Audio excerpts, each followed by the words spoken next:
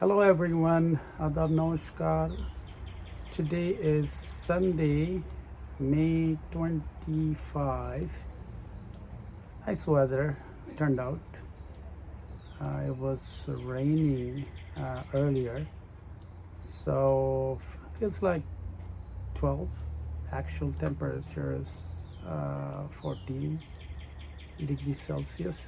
So today I would like to talk about topic that very important in terms of a lot of questions I get about when is the right time to put vegetable plant seedlings on the ground.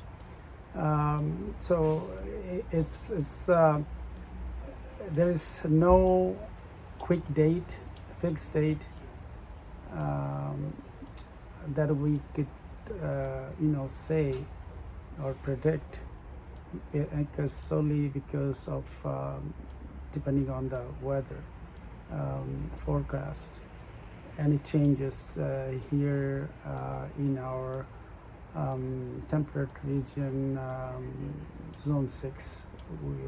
There are several zones starting from the north. Stars 2, 3, 4, 5, 6, 7, 8, 9, 9. It goes down, northern states, then southern states. So it varies. So a rule of thumb here in Toronto says is that during this Victoria Day weekend. So again, I have to say it that the Mother Nature dictates the date, not our usual calendar. So they follow Mother Nature calendar, not ours. So it changes every year. So from our experience, over the years, we're in the past tempted to plant it. Oh, nice temperature, let's plant it during Victoria Day weekend or before a few days if weather looks nice in the afternoon. But it's not the afternoon or evening we're concerned about. It's about concern is the night temperature. So it's very, very important night temperature to be consistent, not dropping to afternoon maybe 18, 20, and goes down at night maybe 5, 4, 3 because of the wind chill factor. Assuming if it's let's say 10 degrees, if the winds is high, you could feel like close to zero. So that affects the plant. It is real. If our body feels it, with the wind chill and temperature cold, the plant feels the same way. So how do you be confident where to plant it? There's always this, certain degrees of risk you take when you try to do it, tempting daytime temperature. So usually towards the end of May, but I encourage everybody to check your local weather network or local channel. Very, very important for here in our areas. Temperate climate again. Zone 6, you have to pay attention because we invest money and time and effort to raise this small seedlings, vegetable seedlings from seeds. Indoor we start in March. Depends, every vegetable plants has its germination days based on your seed coat, how thick it is, or so no two seeds, two different varieties would come up the same time. And once it grows, also every vegetable plant has its own way or speed it grows. So you have to kind of judge all of that. Do you want to grow indoors some vines like seam or lao What happens if you do it too early? Then it grows, big, and you don't know where it's going to lead to because it's been growing. So to make that judgment. So another, in terms of where you plant on ground, is that the night temperature, when you see an extended forecast saying it, is that it is, I would say in my opinion, if it's night temperature you see 10, around 10, doesn't go below or 9, then you're good to go. End of May or early June. But then again, I always mention that you would think that by putting it a week early because of the tempting weather, maybe there won't be a drop in temperature. Very less likely, in May, end of May, but you don't want to take a chance because what is the consequences? Let's say you take advantage and you are planting it before Victoria Day weekend here in Toronto or after a few days, and all of a sudden, temperature drops, it's on the ground, and you forget to cover it night to protect. So if it's sensitive, if hasn't been, made it hardy, then if gets shock and gets this temperature shock and it kind of wilts, it may not die recovering it, but the stress is very profound, and meaning it's going to take another week or two to recover it from that stress. You might see it kind of bleached color leaves, droopy, kind of a little bit burn away. So you have to trim it because maybe in the middle top, maybe a little bit of life there. So you let it go. So it goes in a transparent shock. It takes 2-3 times more time to recover it. So are you going to take a risk having that, or wait another extra week and plant all your vegetable seedlings and they're growing indoor? But another very important part is that you have to make it hardy, meaning if it's an indoor seedlings, you take it out somewhere in a shady area outside, you leave it there a few hours, then put it back. So you do it next few days, several days to make it hardy, and then gradually take it under sun, direct. Like lao plants, they're very sensitive.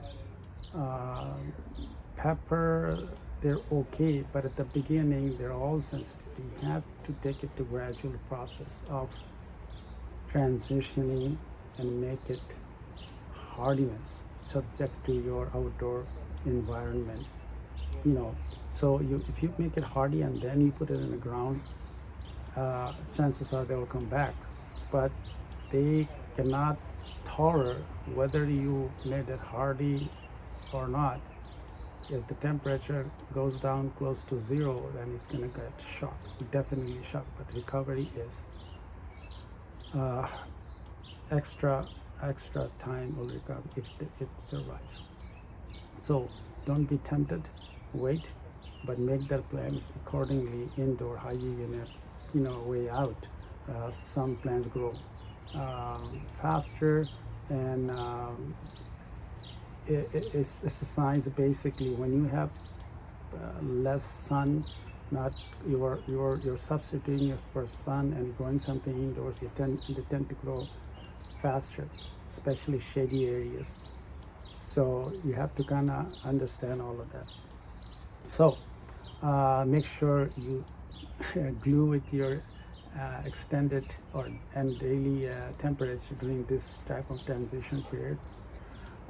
So Then again, when you plant those outdoor in your backyard on the ground, it takes time to establish, few days, week or two, to get it in that new soil environment. So you don't put extra fertilizer hard, no, very mild, maybe skip a few days. Then if your soil is not fertile, there's not much compost, all of that, then you put a little bit diluted, very low rate, because their roots are um, taking all the energy to establish in a new soil environment. So uh, don't give too much food that they can really take it in and process. So you're putting more burden plants to take it. So it's going to be gradual process. So so the few things. Yeah, another thing is, I get this question is how frequent we are going to, how often we're going to water. Those are really kind of tricky question, because if Mother Nature gives us rain, we don't have to. All you have to do is just look at the soil or plant itself. It will show all the signs that they need water. Maybe droopy. They're kind of wilting. That means they're severe drought stress under. So you don't want to get to that stage also. So watering is also depends on your soil types, right? The soil we use it mostly flowering, and other you see they're very fluffy. That even a compost and all that we mix, if your soil, if you tilt your soil, if you work out your soil, you'll see if it's clay is very hard, chop them. Soft norm, they drain out water very quickly. So if you have a like a soft soil, fluffy soil, give an example, you buy those hanging basket, right? Potting soil, they're basically peat moss, some other perlite, slurries, fertilizer they mix, and that drains it very quick, rapidly. So that's why you need to water very frequently, twice a day. Sometimes always depending on the weather, your humidity outside, your intensity of the sun.